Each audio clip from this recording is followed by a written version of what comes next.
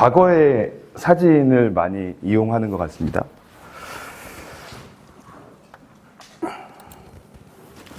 자, 그럴까요?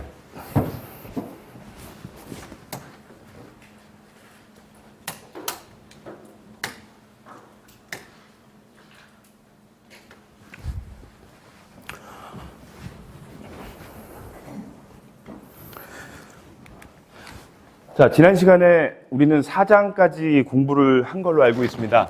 오늘은 첫 시간에 5장을 PPT로 정리를 하고, 그리고 교재 체크를 해드리고, 그 다음에 잠시 쉬었다가 6장까지 나갈 수 있도록 하고요. 저희가 이게 일정이 많이 꼬여 있죠. 그래서 그 일정에 따라서 진행을 하다 보니까 제가 되도록이면 앞으로 거기 공지에다가 며칠 날 뭐 할 건지 이제는 거의 확정이 된 것 같습니다. 그리고 학과 사무실에서 쭉 말씀을 들어봤더니 아무래도 대학원도 그렇고 똑같이 강의를 지정 보강일에 강의를 하는 거가 당연한 거다 생각을 했고, 그리고 저도 우리 학생들과 함께, 학생들은 저를 보기 싫어할 수도 있겠지만 그래도 이렇게 직접 만나서 이야기하는 게 훨씬 더 여러분들과 함께 잘 지낼 수 있는 것 같습니다. 지난 시간 한 주 동안 잘 보냈나요? 저는 출장이 하도 많아서 좀 바쁜 시간을 보냈습니다. 어제 같은 경우에는 경남 통영에서 1시간 동안 배를 타고 가는 욕지도라는 거에 갔었는데, 욕지도에도 중학교가 있었습니다. 그 중학교에는 뭐 인원수가 많이 없어서 한 10명에서 13명 정도 이렇게 있었는데, 그때 그 학생들을 바라보면서 선생님들이랑 이렇게 느끼는 게 되게 마치 섬에서 우리나라를 지키는 것 같은 느낌이 들 정도로 관광객이 아니면 정말로 그 아주 작은 소수정예 집단이었어요. 하지만 그 학교 안에서도 경쟁이 일어나고, 그리고 그 학교 내에서도 대학을 가기 위해서 준비하고 그렇게 만났던 그런 꿈나무들이 자라나고 있죠. 저는 여러분들이 이 강원대학교 안에서 좋은 꿈나무로 성장하기를 바랍니다. 기업이나 다양한 회사에 여러분들은 분명히 중추적인 역할을 하게 되고, 그걸 통해서 여러분들이 더 나아갈 수 있는 그런 방향이 있는데, 내 자신이 먼저 제한을 두고 또 내가 먼저 나는 안 돼 하는 그런 생각들을 갖지 않았으면 좋겠고요. 또 걸어서 이렇게 올라오다 보니까 축제가 되게 한창인 것 같아요. 맛있는 음식도 많고, 또 그냥 3월, 4월의 그 캠퍼스는 정말로 좀 마음은 항상 이렇게 즐겁고 들뜨는 그런 모습들을 볼 수 있습니다. 그때는 또 한참 잘 놀고 또 맛있는 것도 먹고 그렇게 진행을 해야 됩니다. 그래서 면접이나 회사에서 선배들이나 이런 사람들이 여러분들을 물어볼 때 공부하는 거나 아니면 어학시험이나 이런 자신의 커리어를 물어보는 경우도 있지만, 잘 쉴 수 있고 잘 놀 수 있고 이 기업의 문화, 또 이 조직의 문화에 잘 적응할 수 있는 사람을 뽑기도 합니다. 그래서 여러분들이 잘할 수 있는 게 뭔지, 그리고 꼭 그런 경우도 있죠. 막 놀려고 하고 노는 기간인데 나 공부해야 된다고 하고, 또 공부할 때는 또 잘 놀지도 않습니다. 그런 경우들이 좀 없기를 바라겠습니다. 2024년 4월 3일 이제 수요일 날 서비스 마케팅에 6장, 5장을 공부하도록 하겠습니다. 자, IBM부터 이렇게 나와 있는데요. 프롤로그나 인사이트에 대한 부분은 여러분들이 좀 그냥 가볍게 생각하시면 되고요. 교재에 필요한 내용들에 대한 것 자체는 체크를 해드릴 테니까 여러분들이 잠깐씩 보시면 됩니다.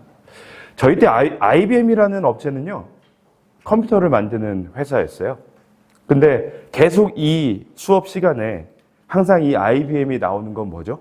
갑자기 어느 순간 소프트웨어의 발전을 통해서 이제는 인공지능으로도 쭉 나아가는 IBM의 사례를 보고 있습니다. 그만큼 사회 자체가 유형의 제품을 판매하다가 이제 무형의 서비스를 제공하는 그런 상황으로도 변경이 된다는 걸 보시면 됩니다. 자, 그래서 IBM이 했던 것 자체를 단어로 이야기한다면 뭐라고 할까요? 혁신이라는 것 자체를 하게 됩니다. 그리고 이제 IBM의 혁신의 역사가 아까 말씀드렸던 대로 개인의 컴퓨터가 진행이 되고 그 다음에 고객 경험 연구소를 통해서 빅데이터 시대의 차별화 솔루션이 나타나죠. 요건 물어볼 겁니다. IBM이 빅데이터 시대의 차별화 솔루션을 위해서 만든 기관의 이름을 물어보는데요. 다 붙여서 있습니다. 교재에서 다 붙여져 있으면 고객경험연구소. IBM은 고객경험연구소를 만들었죠.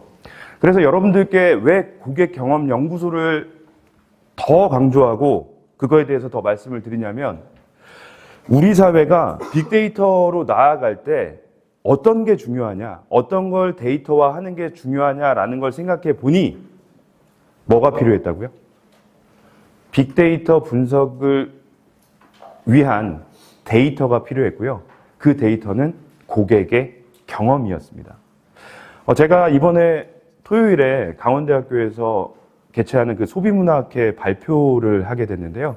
공교롭게도 제가 연구하는 분야가 온라인 쇼핑몰에 있는 고객의 후기입니다. 고객의 후기가 쭉 한 개에서부터 쭉 이렇게 나아가죠.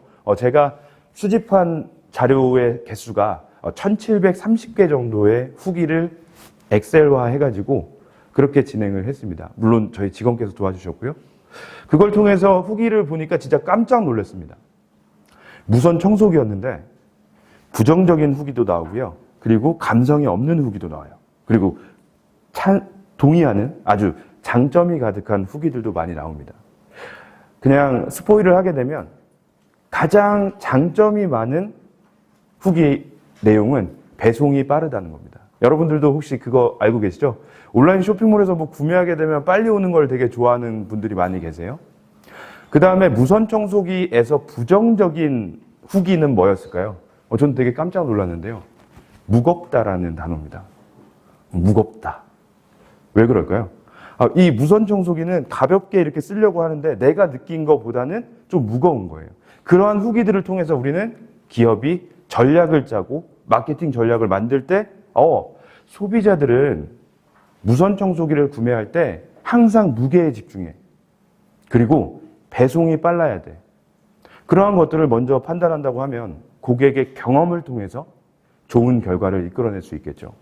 여러분들이 언젠가 마케팅 전략의 회의에 참가했을 때 그때 여러분들은 분명히 어떤 아이디어를 내라고 할 겁니다. 그때 여러분들이 서비스 마케팅 시간에 배웠던 고객 경험을 위주로 한 빅데이터 분석은 어떨까요? 이런 이야기를 한다면 저 친구 서비스 마케팅에 진심이네 이야기할 수 있을 겁니다. 그렇죠? 자, 그래서 IBM은 일단 제가 느끼는 컴퓨터 회사가 소프트웨어 그리고 빅데이터 분석에 나타난 그 회사로 발전해 가고 있다는 걸 알아두시면 되고요. 그리고 고객 경험 연구소를 통해서 빅데이터 분석을 활성화했다는 정도만 알아두시면 됩니다. 자, 서비스 상품의 구성에 대한 것 자체가 있어요. 이러한 그림 자체에서는 제가 항상 강조하는 건 뭐냐면 가장 근원적인 부분에서 가장 좁은 범위에 있었던 것 자체가 핵심 서비스. 그 다음에가 가치 지원 서비스. 그 다음에가 가치 증대 서비스죠. 그 범위에 따라서 변화 자체가 다르기 때문에 여러분들이 만약에 핵심 서비스부터 가치 증대 서비스로 이렇게 나아가는 거라면 눈으로 볼 때도 항상 정중앙에서 바깥으로 나아가는 것처럼 공부를 하는 게 훨씬 더 여러분들에게 의미가 있을 겁니다. 왜 그럴까요? 책을 똑같이 반복하게 되면 그 그림이 여러분들에게 연상작용으로 나타나야 돼요. 그래서 저는 이 표를 여러분들께 강조하고 또 강조합니다. 자, 일단 핵심 서비스 같은 경우에는 이 사례를 먼저 보면서 내용을 생각해 보면 가장 좋습니다. 호텔의 핵심 서비스는 뭐가 있을까요? 그냥 숙박입니다. 그냥 자는 거예요. 그죠? 자, 그 다음에 두 번째, 가치 지원 서비스가 있죠. 가치 지원 서비스는 뭐냐? 호텔의 리셉션. 처음 호텔을 예약했을 때, 예약하고 난 다음에 체크인을 할 때, 성함이 어떻게 되시죠? 차량 번호는 어떻게 되시죠? 1박 2일이고, 조식은 서비스 되고 있습니다. 2층에서 드시고요. 내일 체크아웃 시간은 11시입니다. 아주 가혹하죠. 요즘 체크아웃 시간이 너무 가혹합니다. 11시. 자, 그 다음에 이제 가치 증대 서비스에 대한 내용들이 있습니다. 가치 증대 서비스는 경쟁사와 차별해서 신라호텔에서 망고 빙수 판매하는 거 맞죠? 신라호텔 맞나요? 네, 망고 빙수 7만원, 8만원짜리 판매했잖아요. 그거 자체에 대한 게 뭐라고요? 호텔의 레스토랑을 통해서 가치를 증대하는 서비스를 진행하고 있다는 겁니다. 여러분들 어떻게 알아두셔야 된다고요? 사례를 통해서 이해하시면 충분히 암기하지 않아도 이해할 수 있습니다. 핵심 서비스라고 하니까요, 그 업체가 가장 중점적으로 둬야 되는 거. 레스토랑 만들고요, 리셉션도 엄청나게 친절하게 했어요. 근데 숙박시설에 개미가 나와요. 좋습니까? 안 좋죠. 우리는 핵심 죄송합니다. 우리는 핵심 서비스에 엄청난 공을 들여야 되고요. 그 다음에 가치 지원과 가치 증대 서비스 자체로 발전시켜 나아가도 좋습니다. 자, 인사이트에 대한 것 자체는 여기 하나의 보험회사에 대한 텔레메틱스 기기를 통해서 운전자의 운전 습관을 기록하는 거죠. 그걸 통해서 보험회사가 무슨 요일날 몇 나이대가 어느 정도인 사람이 교통사고가 나고 또 어떠한 습성으로 운전을 하는 사람이 자동차 보험을 많이 이용하는 경우들을 다 판단할 수 있는 거예요. 자, 그래서 항상 첫 시간부터 여러분들께 강조했던 내용들이 있습니다. 여러분들의 세대, 그리고 여러분들이 공부할 때 항상 마음속으로 둬야 되는 거, 빅데이터 분석. 빅데이터와 관련된 것 자체를 내가 컨트롤할 수 있고 분석할 수 있고 결과를 낼 수 있다라고 하면 여러분들은 더 많은 경쟁력이 있고요. 그리고 여러분들과 함께 싸우는 경쟁자들을 이길 수 있는 좋은 무기를 하나 가진 거라고 생각하시면 됩니다. 자, 그래서 서비스 상품의 분류에 대한 이야기들을 하고 있습니다. 자, 서비스 상품의 분류에 대한 것 자체가 있죠. 자, 표를 설명하는 걸 어떻게 이야기한다 그랬죠? 전체적인 틀에 대한 거를 이야기하고요. 그 다음에 X축, Y축이라고 이야기하는 가로축과 세로축에 대한 지표를 이야기하고요. 그 다음에 결과 자체의 추이나 아니면 특징을 살펴보라고 이야기했습니다. 자, 그래서 편의 서비스, 선매 서비스, 전문 서비스에 대한 이야기가 나오는데 선매 서비스를 좀 중간 입장으로 생각을 하고요. 그 다음에 편의 서비스에 대한 것 자체는 아주 가벼운 택배 서비스 뭐 이런 것들이에요. 아주 인식된 위험의 정도도 낮고요. 그냥 택배 서비스, 뭐 관여도 측면이랑 좀 비슷한데 아무래도 그냥 낮은 거는 기본적으로 언제나 아무거나 써도 되는 거, 아무거나 어떤 거나 쓸 수 있는 거라고 생각하시면 되겠죠. 그런데 전문 서비스는 어떨까요? 변호사를 통해서 법률 서비스를 제공하는 건 지금까지도 보면 보통 한 건에 300만 원 이상을 호가합니다. 그래서 여러분들은 어떻게 해야 됩니까? 법률 서비스에서 어떤 변호사가 잘하고 어떤 변호사가 어떤 것들을 전문으로 하고 있는지에 대한 것 자체를 잘 판단할 수 있어야 돼요. 왜 그럴까요? 돈이 많이 들어가니까. 돈을 많이 내니까 최대한 알아보고 또 알아보고 혹시나 위험의 정도가 있지 않을까 이런 거에 대한 생각들을 하게 되죠. 중간 부분은 미용실입니다. 미용실이라고 생각하시면 되고요. 선매 서비스 같은 경우에 미용실. 약간은 그래도 머리카락을 잘못 잘랐을 거에 대한 걱정들을 하면서 가격에 따라서 어떤 좋지 않은 서비스를 할 것이라는 것에 대한 생각들을 많이 하고 있어요. 그리고 카카오 헤어나 뭐 이런 것처럼 통해서 그냥 가까운 미용실을 잠깐씩 가게 되는 거죠. 그런 거에 대한 측면들을 이야기해 보시면 됩니다. 그래서 저는 이 서비스 상품의 분류에서는 편의 서비스와 전문 서비스 이렇게 높고 낮은 거, 낮고 높은 거에 대해서 주목하고자 합니다. 자, 그 다음에 서비스 수명 주기가 있죠. 서비스 수명 주기요. 똑같이 설명합니다. 이 그래프는 서비스 수명 주기를 설명하고 있습니다. X축에서는 도입기부터 쇠퇴기까지 시간에 따라서 우리가 서비스 수명이 어떻게 진행되고 있는지를 판단하고요. 그 다음에 왼쪽에 Y축에는 매출을 의미합니다. 도입기, 시작하려고 하는데 매출이 나옵니까? 안 나오죠. 그렇게 천천히 그래프를 공부해 가는 겁니다. 자, 그 다음에 또 제가 그래프를 빨리 이해하고 여러분들이 답안지를 쓸 때 정말로 편하게 답변할 수 있는 거, 가장 높은 데를 보는 거죠. 왜 가장 높은 데를 보냐면 도입기, 성장기, 성숙기, 쇠퇴기 하면 말만 보면 성장기가 가장 높은 것 같아. 근데 공부하는 학생들은 어디가 제일 높다고 생각하고 있다고요? 성숙기가 가장 높은 거죠. 그런데 성숙기 자체가 계속 뻗어서 매출이 나아갑니까? 아니죠. 어느 정도 일정한 매출을 유지하고 있으면 그 상단에 계속 위치하고 있다가 조금 떨어집니다. 그러면 그래프 이해가 되시나요? 시간에 따라서 도입기, 성장기, 성숙기, 그리고 쇠퇴기로 나아가고요. 매출은 쭉 올랐다가 조금 내려가는 그 모습입니다. 그러면 시험 출제는 어떤 식으로 할까요? 가장 높았을 때, 그 높았을 때는 어떤 특징이 있을지, 가장 낮을 때는 어떻게 해야 될지. 그냥 여러분들이 이 그래프 보고서 생각하시는 거에서 보면 여기 나와 있죠. 도입기에서는 어떤 전략을 합니까? 고객 참여 유도예요. 왜 그럴까요? 우리가 호텔을 직접 지었는데요. 호텔이 지금 시작되는 단계입니다. 그 지역, 그 위치에 어떤 호텔이 있는지, 어떠한 서비스를 제공할 수 있는지에 대한 것 자체를 알 수 있습니까?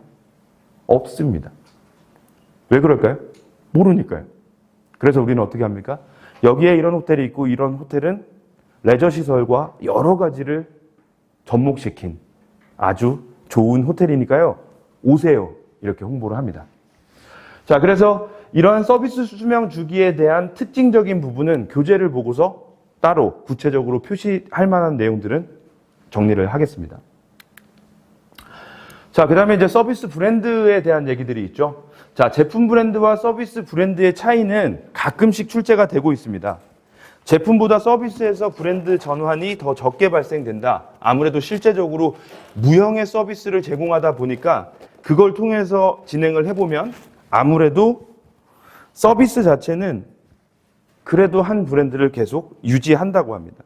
왜? 정보 수집의 비용, 그리고 금전적인 전환, 다른 걸로 나아갈 때 그 전환 비용 자체가 상당히 부담이 되기 때문에 그래서 나타나고요. 그 다음에 서비스 브랜드의 목적과 특성에 대한 내용들이 나옵니다. 다른 기업의 제공물과 구별되고요. 그리고 서비스업에서 더 기업의 브랜드가 더 중요하다는 걸 알 수가 있습니다. 자, 그 다음에 이제 서비스 브랜드의 요소와 영향, 설비, 간판 뭐 이런 것들, 브랜드의 로고를 생각하시면 되죠. 요즘은 진짜 많아진 것 같아요. 어디 가서 뭔가를 이렇게 보면 커피를 마실 때쯤 되면 항상 스타벅스의 그 모양들이 이렇게 보입니다. 그죠? 그러면 좀 돈이 있고 기분을 좀 내고 싶을 땐 스타벅스를 가고요. 그 다음에 또 다른 쪽으로 뒤를 딱 돌아보면 또 뭐가 있습니까? 노란 간판들이 보이죠? 여러분들도 다 지금 눈에 보이죠? 눈에 보여야 됩니다. 그게 브랜드예요. 여러분들은 맥주를 생각하면 무슨 색깔이 느껴집니까? 무슨 색깔 느껴집니까?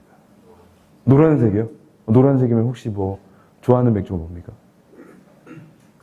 카스. 아, 카스면 지금 이 투명한 병에 이제 노란 그 맥주가 있는 거 무슨 색깔 생각해요? 초록색이요. 테라 팬입니까? 예. 맥주는 테라지. 막 이렇게 이야기할 수 있겠죠, 그죠? 그 다음에 그런 맥주들의 그 색깔 자체나 이런 얘기들을 하게 되면 이제 여러분들은 술을 좀 잘 마시는 학생들은 눈에 계속 머릿속에 이게 남습니다, 그죠? 그리고 마켓컬리 하면 보라색 로고가 생각이 나고요. 그 다음에 스타벅스 같은 경우에는 녹색의 그 막 휘황찬란한 그 로고가 보이고요.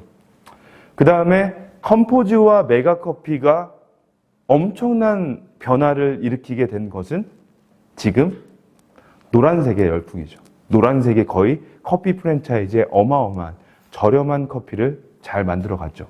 그거 다음에 여러분들께 꼭 말씀드리고 싶은 거, 여러분들 살고 있는 고장에 가보시면 병원의 간판이 거의 다 노란색으로 변경되고 있습니다.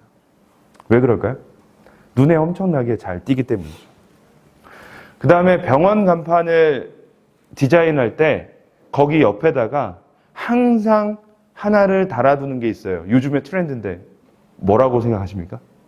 간판 옆에 뭐가 있다. 생각나시는 거 있나요? 얼굴 표정에 진짜 생각이 안 나. 간판에 뭐가 있어? 이렇게 생각하는 학생들인 것 같은데 간판 옆에 시간을 공지합니다. 보신 적 있으세요?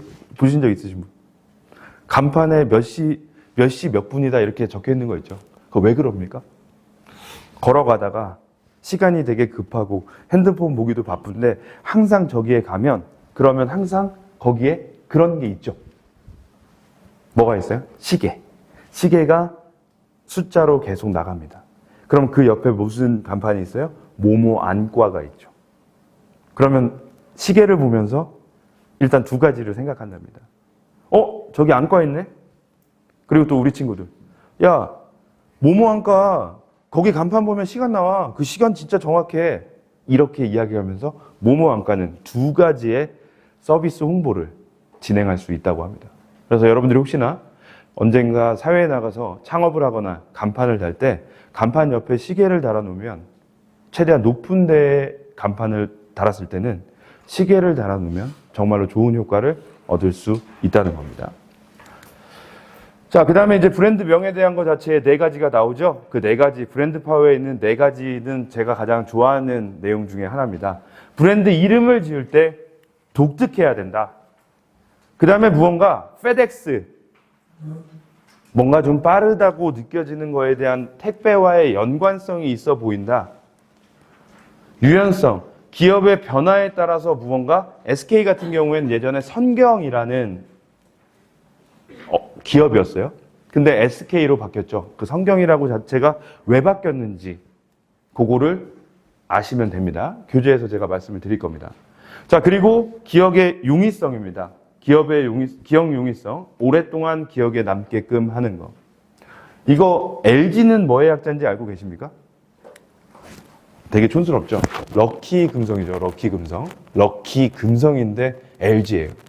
참 획기적이었고 그런데 저는 금성사의 제품을 이용하다가 LG가 있다는 것 자체를 보고서 되게 깜짝 놀랐습니다. 아, 이거 진짜 LG로 해가지고 성공할 수 있을까 이런 생각들을 하는데 그렇게 기억에 계속 오랫동안 남죠. 지금 그 노트북이나 이런 거 보면 하얀 거 보면 거의 다 LG 마크를 이용하고 있죠. 자, 그래서 브랜드명을 지을 때 고려해야 되는 특성 4가지. 요거는 반드시 알아두시기 바랍니다. 자, 그 다음에 트립 어드바이저에 대한 로고 사례에 대한 내용들이 있네요. 부엉이는 지식과 지혜를 의미하고요. 이거는 교재에 제가 체크해드리면 알고 계시면 됩니다. 너무 지엽적인 것 같아서 설명만 간단히 합니다. 그 다음에 쌍안경 검색의 툴, 그래서 트립 어드바이저에 대한 내용들이 나옵니다. 자, 그 다음에 제 생각에 이 녹색과 빨간색은 여러분들이 좀 그냥 교양상으로 좀 알아두면 될 것 같아요. 로고에서 선명하게 녹색과 빨강을 대조되게 구분을 한다고 하는 이유는 긍정과 부정, 후기도 긍정과 부정이 있거든요. 긍정적인 부분과 부정적인 부분을 다 같이 간다라는 그 의미이겠죠. 그래서 이 전체적인 내용들 자체가 트립 어드바이저의 브랜드를 다 컨트롤할 수 있다는 겁니다. 자, 그 다음에 에어비앤비에 대한 내용들이죠. 그래서 저는 에어비앤비는 지엽적이지 않다고 생각합니다. 왜냐하면 여러분들이 에어비앤비를 계속 이용할 수 있기 때문이죠. 그래서 저는 에어비앤비의 브랜드가 어떻게 에어비앤비가 됐는지에 대한 거를 여러분들께 묻고 싶습니다. 뭐라고요? 사람들이 어떠한 공간을 그리고 사랑. 지금 표시된 것 자체가 한글로 표시됐습니까? 영어로 표시됐습니까? 영어로 표시됐죠. 그럼 저는 영어를 묻습니다. 에어비앤비는 이러한 3가지의 로고를 만들 때 그런 것들을 생각해 냈다고 하는 거예요. 그래서 여러분들은 에어비앤비의 브랜드가 어떻게 나타났는지 교재에 나와 있는 체크를 통해서 영문자로 알아두시고요. 여러분들이 영문자로 알아두면 언젠가 야, 에어비앤비가 어떤 브랜드인 줄 알아? 이렇게 이야기하면서 정말로 교양 있는 그런 사람이 될 수 있다고 생각을 합니다.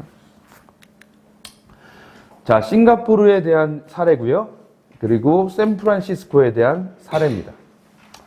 자, 서비스의 브랜드 컨셉 관리가 있어요. 원래는 컨셉트라고 하는 내용인데 이 교재에서는 컨셉이라고 정리해요. 그죠? 컨셉트. 자, 영문자의 외래어는 어떻게 표준어를 확인할 수 있다고 했죠? 네이버 국어사전에 검색을 하면 여러분들이 생각한 단어가 외래어가 표준어인지 아닌지를 잘 파악할 수 있습니다. 여러분들은 언젠가 또 아이들을 낳고 아이들에게 교육을 해야 되고 그러잖아요.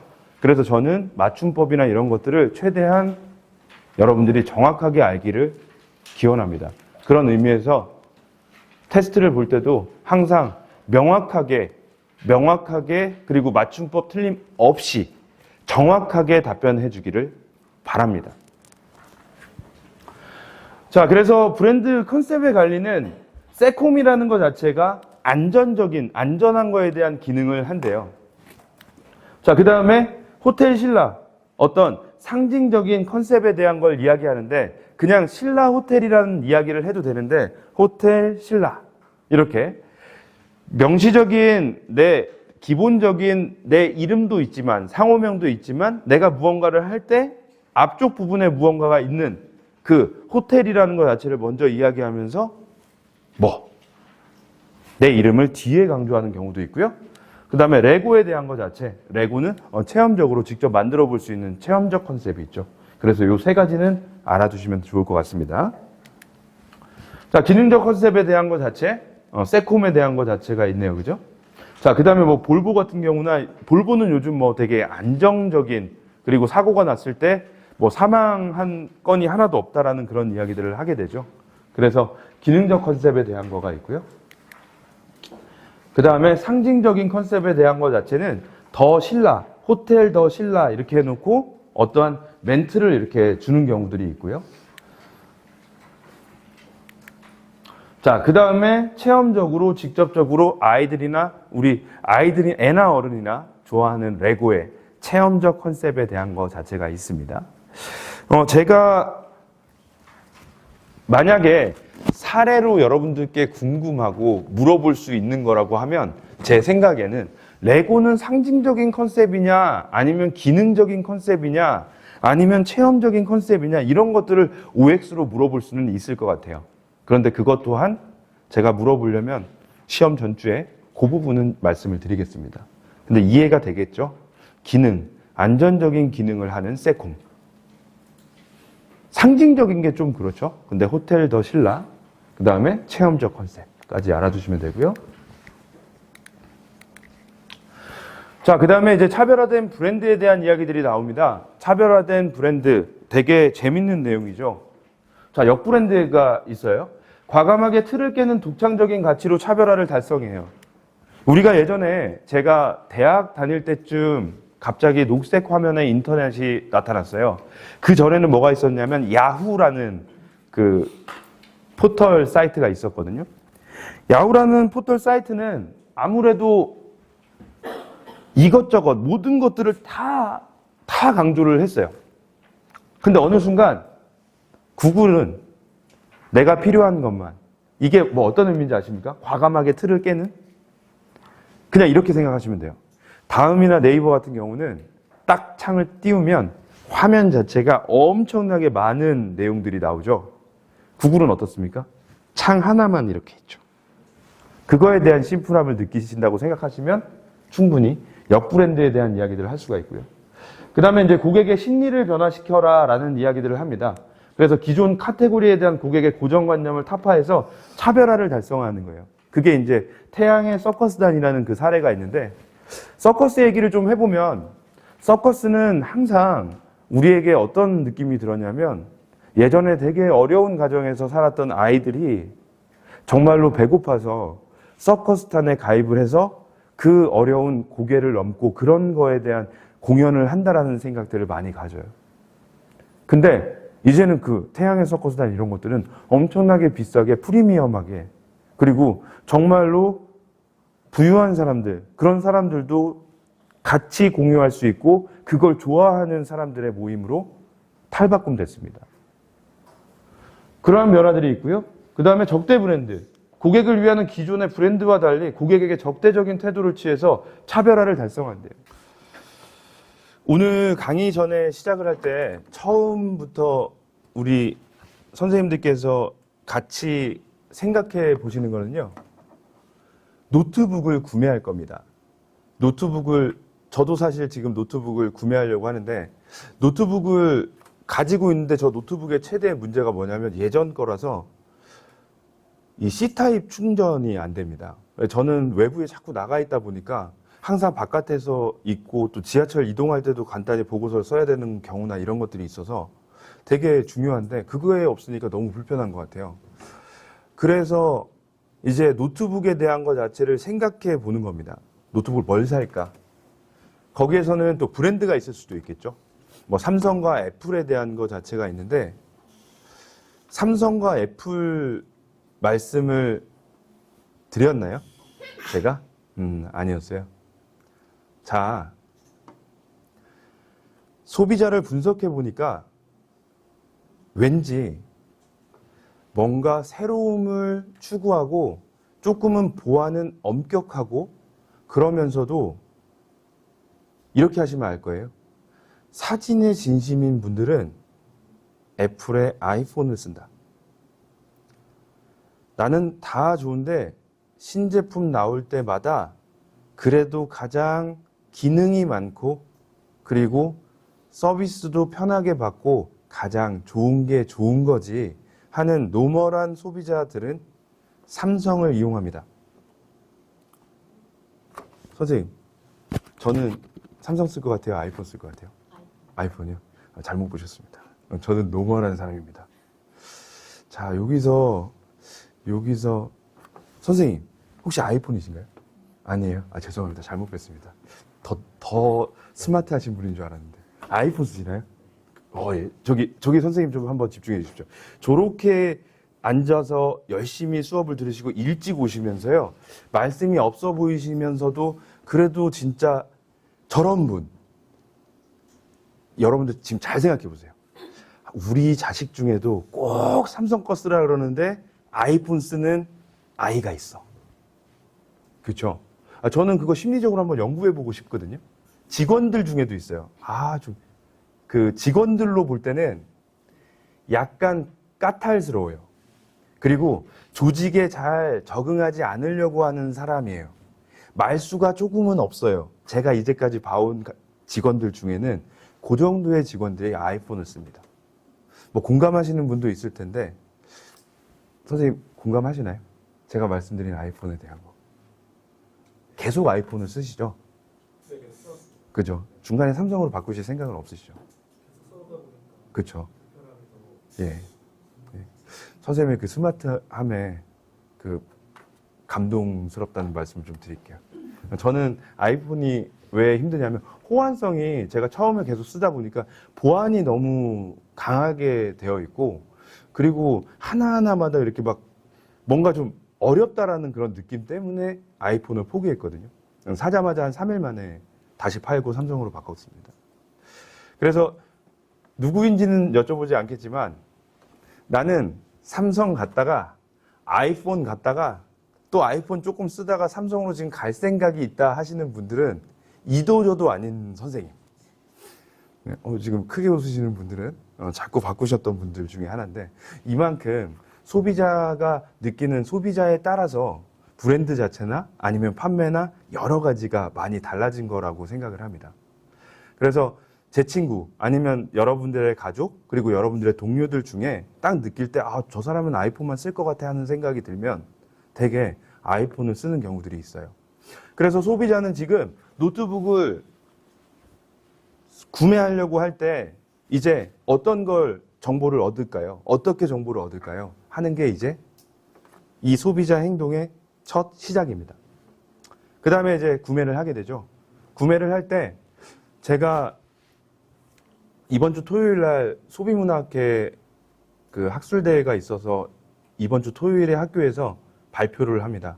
되게 자신감 있게 발표를 신청했는데 제가 빅데이터 분석을 통해서 삼성의 무선 청소기에 대한 것 자체 스포일을 하는데 무선 청소기에 대한 것 자체를 후기를 1730개를 긁어서 그래서 빅데이터 분석을 진행했습니다. 와, 근데 진짜 소름 돋을 정도의 결과가 나왔어요. 부정적인 후기를 다 긁어봤더니 고객이 이야기하는 건 뭐냐면 진짜 많이 나왔던 영향력이 큰 키워드는 무겁다. 저는 삼성전자에다가 알려주고 싶었어요. 제가 그 1700개에 대한 후기를 검색했는데 니들 무선 청소기 만들 때 반드시 마케팅 전략 안에 무겁고 가벼운 거에 대한 것 자체를 더 강조해라. 왜? 엄청나게 많이 사람들이 적었어요. 그 다음에 감성이 없는 단어 중에 가장 많이 출연됐던 단어는 배송이었습니다. 여러분들도 그 온라인 쇼핑몰 구매하다 보면 항상 배송이 문제가 되죠.